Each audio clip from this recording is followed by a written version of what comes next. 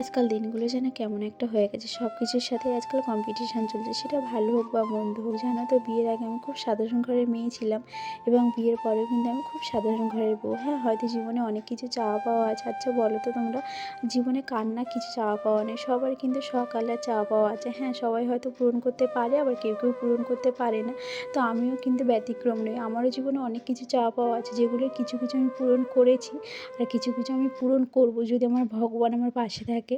আর জানো তো, একটা কথা আমার আজকে খুব বলতে ইচ্ছা করছে। আমি যখন আগে মানে বাড়িতে থাকতাম বিয়ের আগে, তখন না আমি যা চাইতাম আমার বাবা-মা আমাকে তাই দিত। হ্যাঁ, তাদের যতটুকু সামর্থ্য ছিল ততটুকুই দিত। আর ওই জন্যই জানো তো আমার অভ্যেসটা খারাপ হয়ে গেছে, যে যখন যেটা চাইবো তখন সেটা না পেলে না আমার খুব রাগ হয়। কিন্তু আগে না অতটা বুঝতাম না, রাগ করতাম, জেদ করতাম কোনো কিছু না পেলে। কিন্তু এখন সেটা আমি বুঝতে শিখেছি যে সব কিছু চাইলেই যে সঙ্গে পেতে হবে এরকম কোনো ব্যাপার নেই। সব কিছুর জন্য একটু ধৈর্য লাগে।